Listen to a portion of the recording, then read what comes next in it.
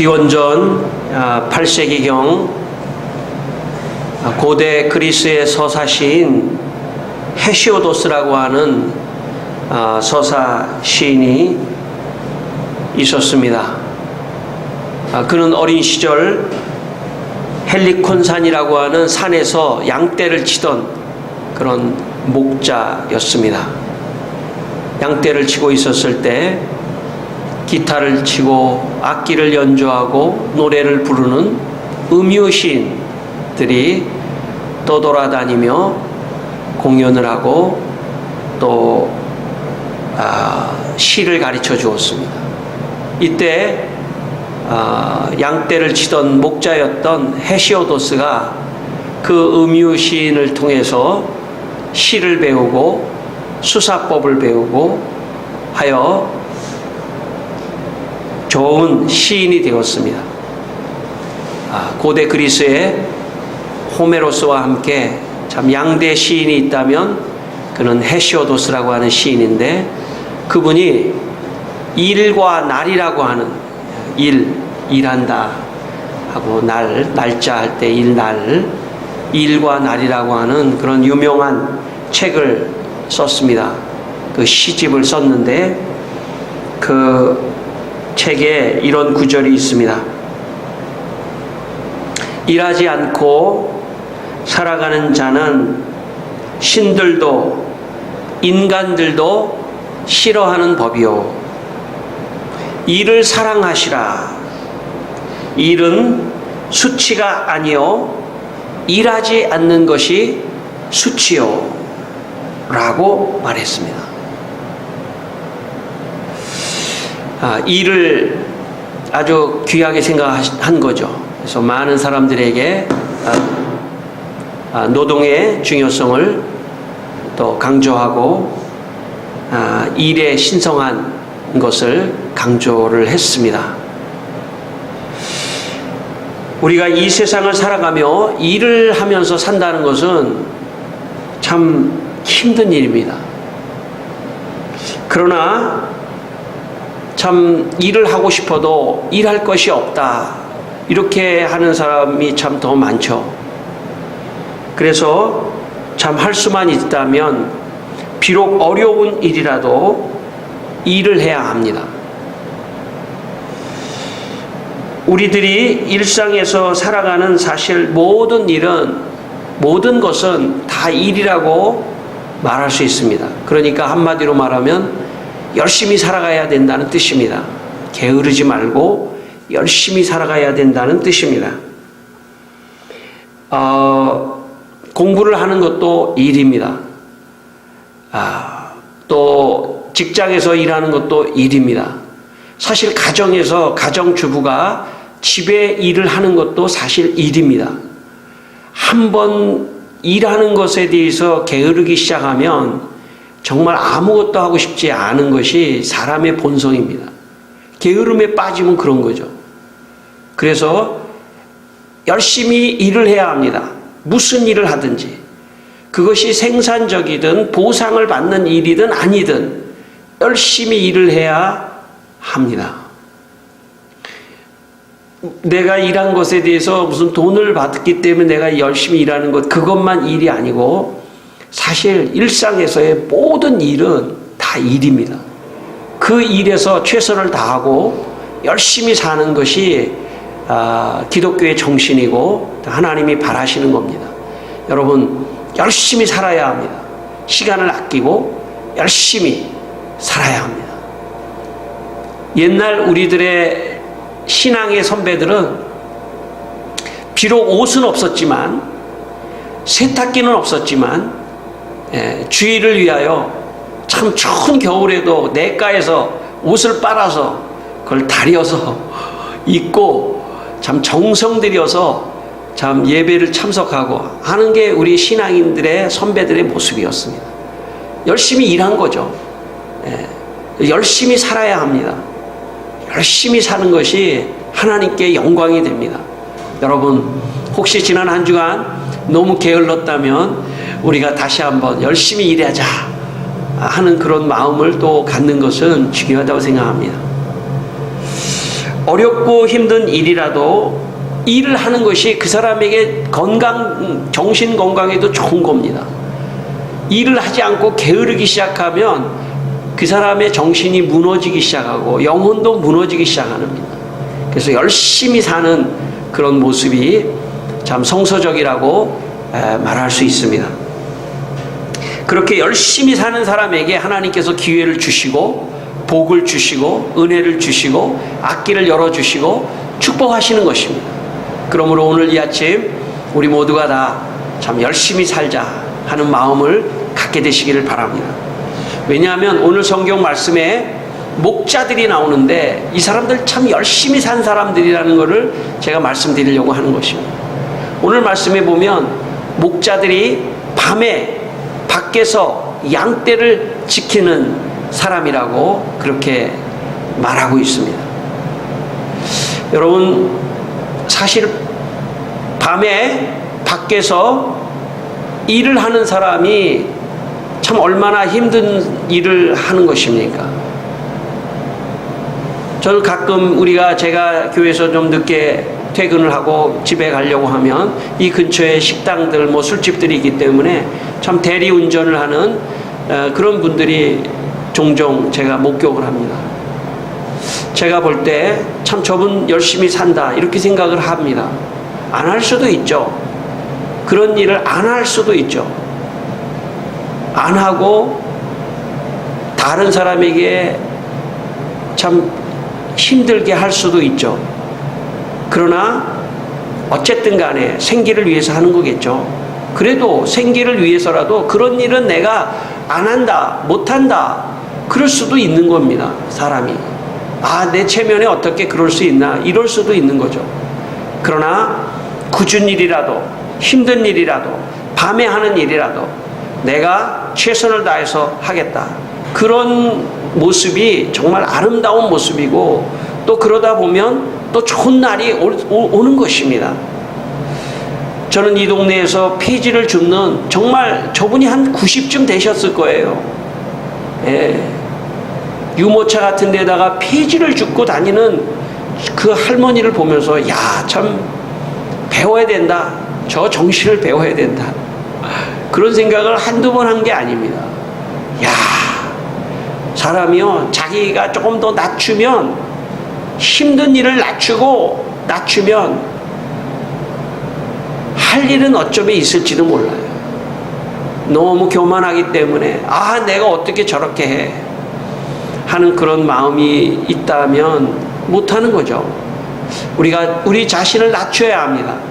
더 낮추고 더 일을 해야 된다. 힘든 일이라도 해야 된다. 그런 마음, 자세, 저는 그것이 대단히 중요한 자세라고 생각합니다. 오늘 목자들이 바로 그런 사람들입니다. 밤에 밖에서, 여러분, 밤에 밖에서 일하는 사람이 얼마나 참 힘들겠습니까? 그러나 밤에 밖에서 양떼를 지키는 이 목자들에게 하나님께서 성탄절에 제일 먼저 소식을 누구에게 전해야 될 것인가? 이 성탄의 소식을 누구에게 하나님께서 제일 먼저 전해야 될 것인가? 하나님께서 생각하셨습니다.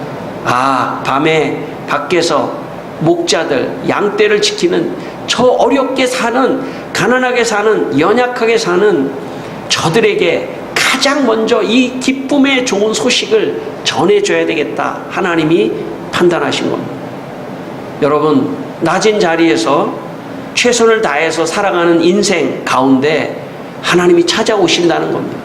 게으르고 교만하고 참 나태한 그런 사람들에게는 주님이 찾아가지 않습니다. 열심히 살고 부지런히 살고 최선을 다해서 살고 가난하지만 그런 사람들에게 주님은 가장 먼저 하나님은 성탄의 소식을 전했다는 것을 마음에 기억하고 다시 한번 우리가 열심히 살도록 그렇게 결단하시길 바랍니다. 그러면 주님이 여러분을 찾아가실 겁니다. 열심히 사는 그 현장에 주님이 함께 하시고 격려하시고 축복하실 겁니다.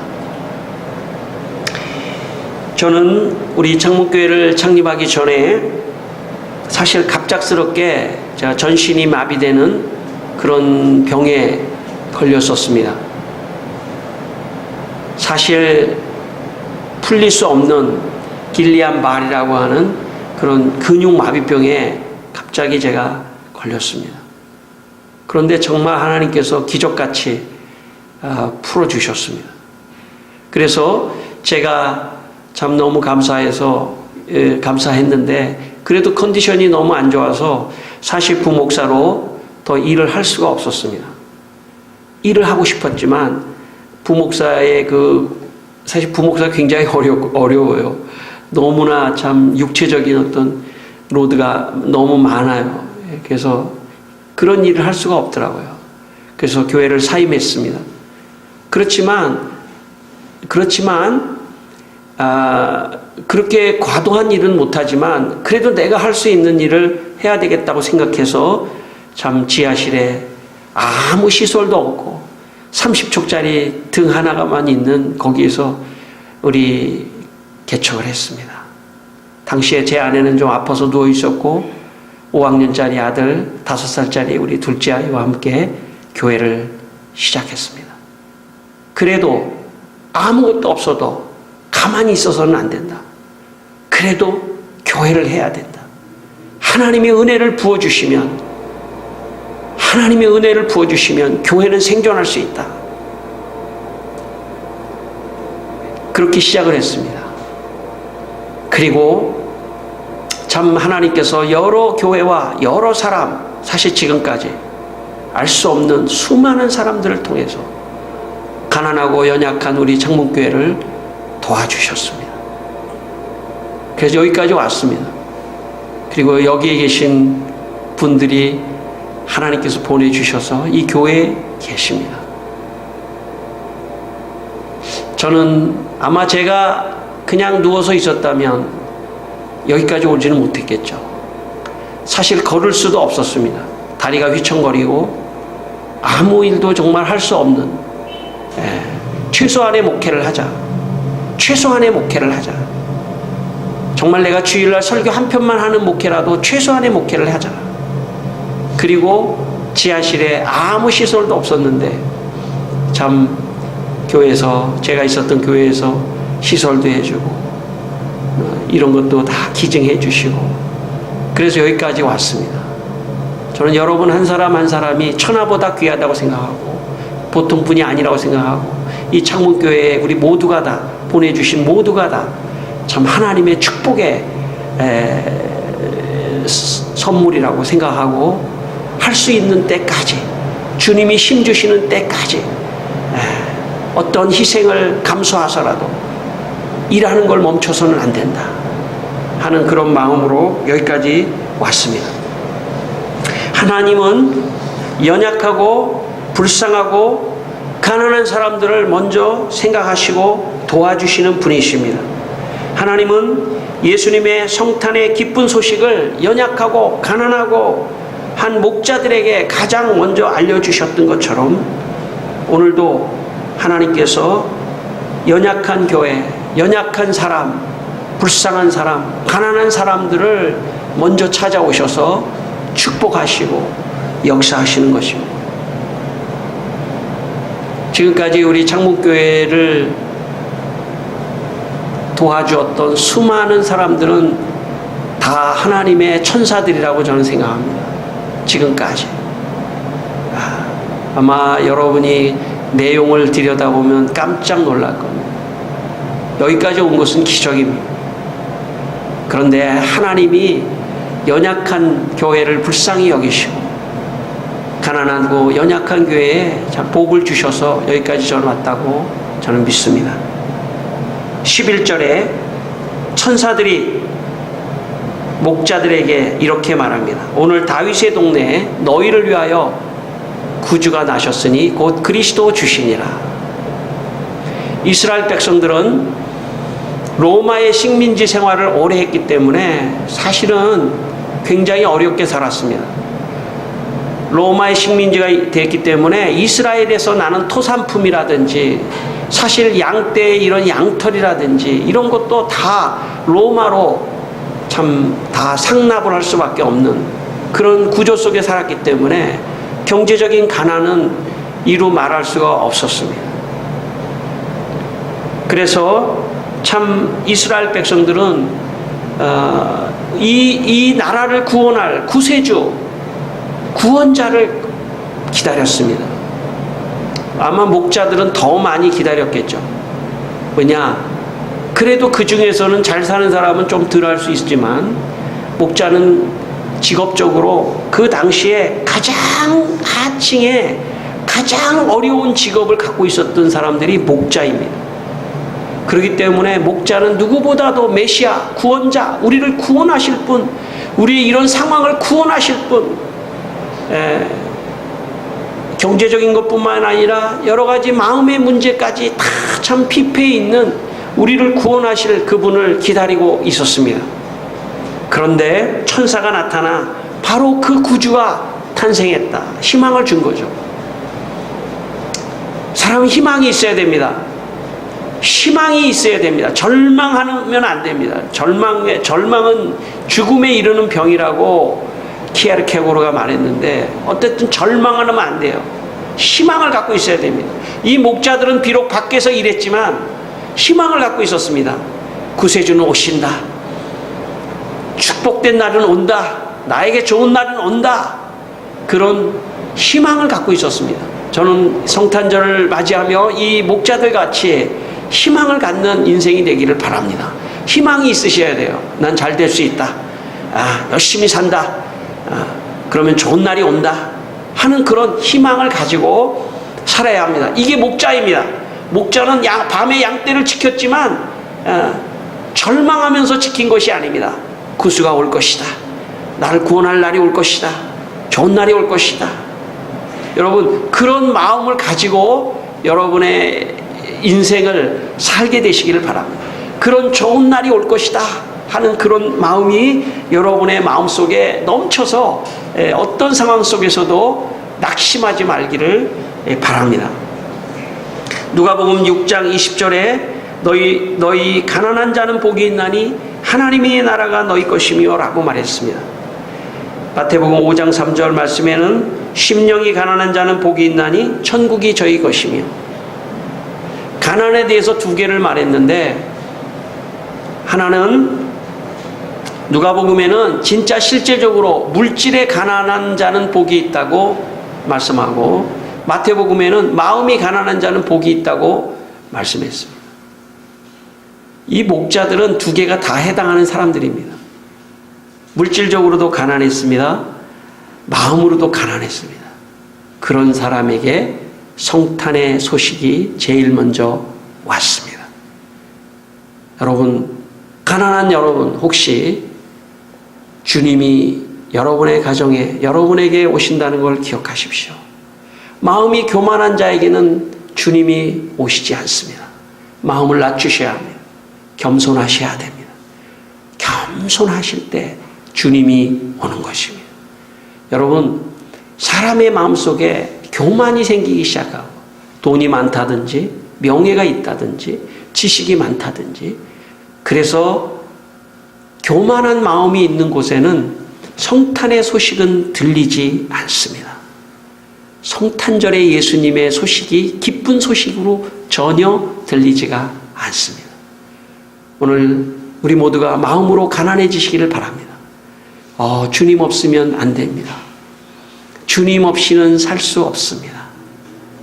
그런 가난한 마음이 있을 때 주님께서 역사하는 것입니다. 고대의 사람들, 그러니까 예수님과 같은 당대의 사람들에게는 왕이 나는 곳은 아주 특별한 곳, 혹은 왕이 사는 곳은 아주 특별한 곳이어야 된다고 생각했습니다. 그래서 그리스에서는 아주 유명한 장소가 있는데 델포이라고 하는 신전입니다. 예수님 당시에 헬라 문화권 속에 있었기 때문에 유대인들도 헬레니즘 문화 속에 살고 있었습니다. 그런데 그리스 문화의 가장 중요한 장소가 있는데 인류의 가장 가장 중심인 곳이 하나가 있는데 델포이라고 하는 신전입니다. 이것은 우주의 지구의 가장 중심이라고 하는 곳에 신전을 세워놓고 그것이 참 가장 중심이다. 우주의 중심이고 지구의 중심이라고 생각했습니다. 그래서 그곳에서는 모든 참 신의 신탁이 나타나는 곳이라고 생각했습니다. 중국에는 황제가 있는 수도, 황제가 태어나고 황제가 있는 수도는 하진날 정오에 해시계가 어떤 그림자도 들이우지 않는 곳이어야 한다고 생각했습니다. 이곳은 하늘과 땅과 지하라고 하는 세 우주 영역이 교차하는 그런 곳으로서 건목이라고 하는 나무가 꼭 곁에 있어야 되는, 나무가 자라는 그런 곳이 바로 우주의 중심이라고 생각했습니다. 여러 나라의 고대 근동에는 각각의 중심점이 있었습니다. 이곳이 중심이다. 이곳이 중심이다. 이곳이 중심이다. 왕이 태어난다면 이 중심에서 태어나야 한다. 왕이 산다면 이 중심에다가 도시를 만들고 궁전을 만들고 여기 살아야 한다. 그것이 일반적으로 생각했던 고대인들의 사고방식이었습니다. 오늘 12절에 보시면 천사가 목자들에게 이렇게 말합니다. 구주가 나셨는데 그분은 말 구유에 강보에 쌓여 누워 있을 것이다. 가서 그분에게 경배하라. 이렇게 말했습니다. 만왕의 왕, 보통 왕이 아니라 만왕의 왕이라고 하면 그 중심점에서 태어나셔야 되는데 그 중심점이 아니에요. 고대 근동의 사람들의 사고방식의 그 중심점이 아닙니다. 델포이 성전에서 태어나시든 왕이 그 나라가 중심점으로 생각하는 그 중심에서 태어나신 것이 아니라 이것은 웬 말입니까? 어떤 마국간의 말구유에서 태어나신 것입니다. 왜 그렇습니까? 만약 델포이의 신전 중심, 황제가 있는 그 중심, 그 도시, 그 성전, 그 궁궐에서 태어났다면 아무리 천사가 목자들에게 거기 가보라고 해도 입구도 못 들어갑니다. 입구도. 천사가 나타나서 그 예수를 만나러 가라고 해도 천사들은, 목자들은 아마 이렇게 말했을 거예요. 아이, 거기 못 들어갑니다. 갈 것을 포기했을 겁니다. 그런데 말구유에 있다고 했기 때문에 목자들이 용기를 낼 수 있었던 것입니다. 이것이 하나님의 은혜입니다. 여러분, 하나님께서 예수 그리스도를 탄생시킬 때 말구유에서 나게 하심으로 목자들도 찾아갈 수 있는, 가난한 자도 찾아갈 수 있는, 연약한 자도 찾아갈 수 있는 그런 교회가 되었던 것입니다. 오늘 본문은 읽지 않았지만 6절과 7절을 보면 이런 말씀이 있습니다. 거기 있을 때에 해산할 날이 차서 첫 아들을 낳아 강보로 쌓여 구유에 누웠으니 이는 여관에 있을 곳이 없음이로라. 여러분, 여관에 있을 때까지도 여관에 있을 곳조차도 없었습니다. 예수님이 마리아가 해산할 때, 예수님을 낳으실 때 여관이 다 차서 호적을 하러 와서 그 당시에 여관에도 머물 수가 없었습니다. 아마 제가 생각해 볼 때 예수님이 여관에서 나셨다면 목자들은 못 들어갔을지도 모르겠어요. 다른 사람들은 들어갈 수 있을지 모르겠습니다. 왜? 다른 사람은 그래도 위생적으로 좀 옷을 제대로 입고 깨끗하게 했으니까 다른 사람은 그냥 들어와서 보세요 예수님 이럴지 모르지만 목자들은 어떻습니까? 밖에 밤에 있었던 사람들이기 때문에 먼지도 묻을 수 있고 바닥에 흙도 묻을 수 있고 지저분한 사람일 수 있지 않습니까? 그래서 아마 여관 주인이 다른 사람은 되지만 목자는 안 될 것 같습니다. 그렇지 않습니까? 여러분, 밤에 밖에서 양떼를 지키면은 노숙하는 사람이에요. 노숙. 예. 잘 닦지도 못했을 거예요. 더러울 거예요. 하나님께서 거기까지 배려하신 게 아닌가 생각합니다. 여관조차도 아니고 그냥 말구유기 때문에 누구든지 들어갈 수 있는, 이것이 하나님의 뜻입니다. 성탄절의 의미는 여기 있습니다. 낮아져야 합니다. 낮아져야 합니다. 낮아져야 합니다. 예수님과 같이 낮아지고 낮아져야 사실 사람들이 올 수가 있는 것입니다. 사실 교회도 좀 만만해야 교회지에서 다른 사람이 오지, 교회가 너무 그렇게 좀 휘황찬란하면 가난한 자들은 못 가는 거죠. 사실 교회 가난한 자가 못 갑니다. 아니, 사실 교회를 나온다는 것은 그렇지 않아도 부담을 느낄 수밖에 없는 것이 교회입니다. 그래서 교회는 낮아질 수 있다면 낮아져야 됩니다. 사실은 낮아질 수 있으면 낮아져야 돼요. 여러분, 종교개혁은 무엇이냐면 어마어마한 가톨릭의 성당을 보며 아름다운 것도 있죠. 그러나 가난한 자는 갈 수 없는 교회가 되었던 것입니다. 그래서 낮아지는 교회, 영광의 신학이 아니라 십자가의 신학, 낮아지는 신학, 죄송합니다. 제가 한 거 아닌 것 같은데. 놀라셨죠? 예. 낮아짐의 신앙. 낮아져야 돼요. 예. 낮아지는 것이 주님의 정신입니다. 제가 신학대학에 다닐 때 전설 같은 분이 한 분 계셨습니다. 제 1년 후배 목사님인데 지금 전설 같은 분이에요.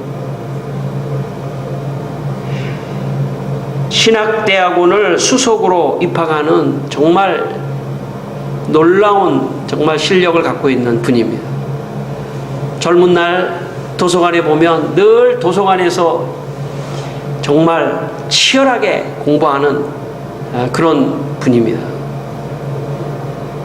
제가 군대를 갔다 와서 도서관에 저도 열심히 있었는데 제가 있는 거하고는 상대가 안 될 정도로 정말 치열하게 살았습니다. 그러더니 정말 1등을 몇천 명이 1000명 이상의 대학을 졸업한 사람이 신학대학원 굉장히 어렵거든요. 들어가기가. 근데 거기에서 1등을 했다는 건 대단합니다. 근데 제가 최근에 그분이 쓴 책을 읽게 됐습니다. 참 제가 그 책을 읽으면서 울었습니다. 정말 이분이 이랬구나. 예. 5살 때 아버지가 돌아가셨습니다. 홀어머니 밑에서 누나가 있고 자기가 막내 아들이었는데 아버지가 돌아가시니까 집안이 어려워졌습니다. 초등학교를 졸업했는데 어머니가 중학교는 갈 수 없다, 그렇게 말을 했습니다. 참 이분이 어린 마음에 얼마나 마음이 참 슬펐는지, 시골에 그 논둑을 걸으면서 참 중학교 가고 싶은데 돈이 없어서 어머니가 중학교는 못 보낸다, 그 말을 듣고 너무 마음이 낙심하고 있었습니다. 그런데 그 마을에 참 머리가 하얀 목사님이 자전거를 타고 자기 집에 왔다는 겁니다. 그러면서 그 목사님이 이런 말씀 하셨습니다. 소문을 들으니까 아이들 친구들은 다 중학교를 갔는데 너는 중학교를 돈이 없어서 못 간다는 소리를 들었다. 나라에서 인정하는 학교는 아니지만 기술학교에 예수 잘 믿는 정말 분들이 만든 조그만 기술학교가 있는데 거기 가서 거기 가난한 아이들만 있으니까 거기 가서 열심히 공부해서 훌륭한 사람이 돼야 된다. 그렇게 말을 했습니다. 그래서 이분이 참 너무 감사해서 그 기술학교를 참 다녔습니다. 그런데 옛날에 제가 학교 다닐 때만 해도 다 그 까만 교복을 입고 그 까만 모자를 쓰고 그렇게 다녔던 시절이거든요. 중학교 교복이 다 비슷한데 그 기술학교 교복만 좀 다른 거예요.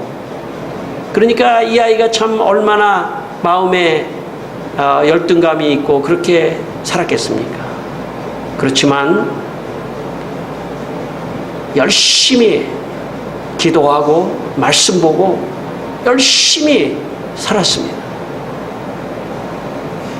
사실 아버지가 없고 경제적으로 어렵고 그래서 공부를 못하는 그런 사람에 비해서 우리가 그냥 공부할 수 있다는 것만으로도 축복이고 감사고 이 어찌 감사한 일일까 생각해야 합니다. 그런 사람도 있기 때문에 그렇습니다. 그래서 이 아이가 중학교 3년 동안 열심히 해서 자기 지역에 있는 인문계 고등학교를 합격했습니다. 그리고 또 누가 도와줘서 그 고등학교를 우수한 성적으로 졸업하고 신학대학에 들어왔습니다. 그리고 정말 치열하게 공부해서 정말 신학대학은 들어가기 어렵거든요. 서울에 있는 최고의 대학 나온 사람들이 다 많이 오기 때문에 거기서 1등을 한다는 건 쉬운 일이 아니에요. 제가 그 책을 읽으면서 이분이 이렇게 살았기 때문에 그 도서관에서 밥을 굶어가면서 아차산 뒤에 약수물을 먹어가면서 치열하게 공부한 그분이 존경스럽더라고요. 내가 부끄럽고 너무 나는 게으르게 살았구나. 너무나 나는 참 철없이 살았구나 하는 그런 생각을 하게 됐습니다. 어쨌든 그래서 그분이 목사가 됐습니다. 목사가 됐는데 그분이 지금 무슨 일을 하고 있냐면 서울에 중국인 난민, 조선족, 한족 그런 불쌍한 사람들을 위해서 서울 중국인 교회를 만들어서 그들의 부당한 노동을 대변하고 체불 임금 문제, 가정 파탄, 경제적 파탄, 강제 소환 등등 수많은 어려운 것들을 같이 대변하며 그들의 연약한 사람들을 찾아가서 그런 사역을 하고 있습니다. 그분이 쓴 책에 이런 규절이 있습니다. 구름기둥, 불기둥도 없이 걸어가는 중국인들을 뜻하지 않게 만나게 되었습니다. 차마 외면하고 지나칠 수 없었습니다. 예수 그리스도의 성탄의 정신입니다. 어린 시절 중학교도 갈 수 없는 그런 참 자신에게 찾아왔던 그 노 목사님, 그분의 사랑, 그 예수님의 손길이죠. 그 손길을 받고 공부를 해서 정말 치열하게 공부를 해서 목사가 되고, 그리고 오늘도 가난하고 불쌍하고 연약한 사람들을 찾아가서 그들을 대변해주는 그런 사역을 하고 있습니다. 여러분, 이것이 성탄의 정신입니다. 성탄의 정신은 연약하고 불쌍한 사람에게 찾아가는 주님의 마음입니다. 그리고 그 사람이 또 다른 연약한 사람, 가난한 사람을 찾아가는 것이 성탄의 정신입니다. 마지막 14절에 천사들이 목자에게 나타나 마지막 찬양을 합니다. 하나님께 영광이요, 땅 위에서는 기뻐하시는 사람들 중에 평화로다. 여러분, 성탄절에 가난하고 연약한 사람들을 생각하고 기도할 때 하나님께 영광이 되는 겁니다. 성탄절에 가난하고 연약한 사람들을 위하여 기도하고 생각하고 사랑을 베풀 때 이 땅에 진정한 평화가 임하는 것입니다. 오늘 다시 한번 성탄을 기다리며 가난한 자를 생각하셨던 우리 하나님 마음을 여러분의 마음 되기를 주의 이름으로 축원합니다. 기도하겠습니다. 우리 다 같이 한번 기도하겠습니다. 하나님 아버지, 우리 귀한 성탄에 아버지 하나님, 참 우리 모든 성도들이 아버지 하나님, 참 주님의 참 연약한, 가난하고 연약한 사람들을 생각하는 아버지 하나님, 오 주님, 우리 마음이 다 될 수 있도록 주여 도와주시기를 원합니다. 사랑하는 아버지 하나님, 오늘도 주님 가난하고 연약한 자를 생각하는 성탄이 될 때 하나님께 영광이 될 줄 믿습니다. 아버지 하나님, 가난하고 연약한 자를 찾아가고 사랑하고 위하여 기도하고 생각하는 그때 이 땅에 하나님의 진정한 평화가 임할 줄 믿습니다. 주여, 성탄을 기다리며 우리 마음속에 이 마음을 심어 주시옵소서. 주님의 마음, 하나님의 마음이 우리 마음에 임하여 주시옵소서. 하나님 아버지, 낮은 말구 위로 오셔서 우리가 예수님을 언제든지 만날 수 있게 해주셔서 감사합니다. 우리도 예수님같이 성탄절에 가난한 자, 연약한 자를 위하여 기도하고 생각하고 사랑을 베풀 수 있는 성탄절이 되게 하여 주시옵소서. 예수님의 이름으로 기도했습니다. 아멘.